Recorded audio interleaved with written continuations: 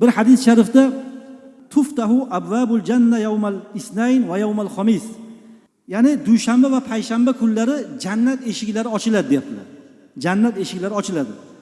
Fayaghfirullohu likulli abdin la yushriku billahi shay. Alloh subhanahu va taolo ba'zi bandalarni Allohga shirk keltirmagan ba'zi bandalarni qaysidir gunohlarini Alloh taolo kechiradi deyaptilar. Allohga shirk keltirmagan bo'lsa, bo'ldi.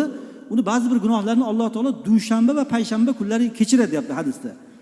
Illa rajulan kanat baynahu va bayna akhihi shahna.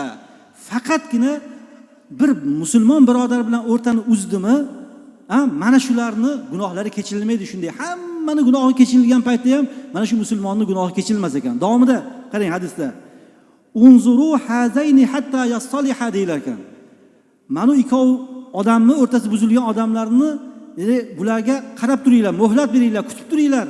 Bularni o'rtalari qachon isloh bo'lmagungacha bularni kutib turinglar, bularning gunohlari kechirilmasin degan mazmunda shunday narsa bo'lar ekan. Qarang.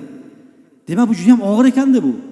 Bir birodar bilan, bir o'zingizni yaqiningiz bilan, bir tanish bilishlar bilan orangiz buzildimi, bu shu buzilib yurishligi o'z-o'zidan yoki qavmi qarindosh bilan bu o'z-o'zidan duolarimiz ijobat bo'lmas ekan, Alloh saqlasin.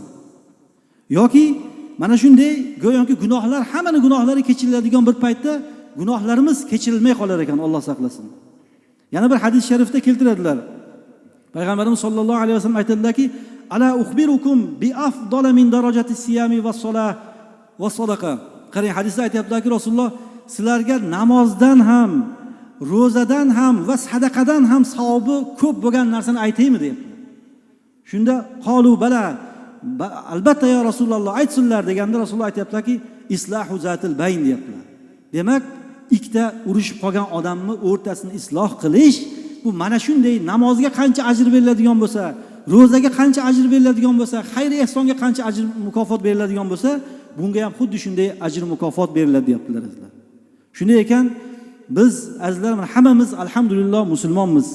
Bir yurt vakilimiz, hammamiz yurtimiz bir, bizni dinimiz bir, mazhabimiz bir, Robbimiz bir, payg'ambarimiz bir.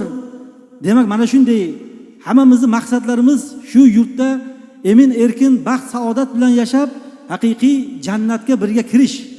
Bu dunyoda ham rohat farog'at bilan yashab, jannatiy bo'lish hammamiz g'amimiz.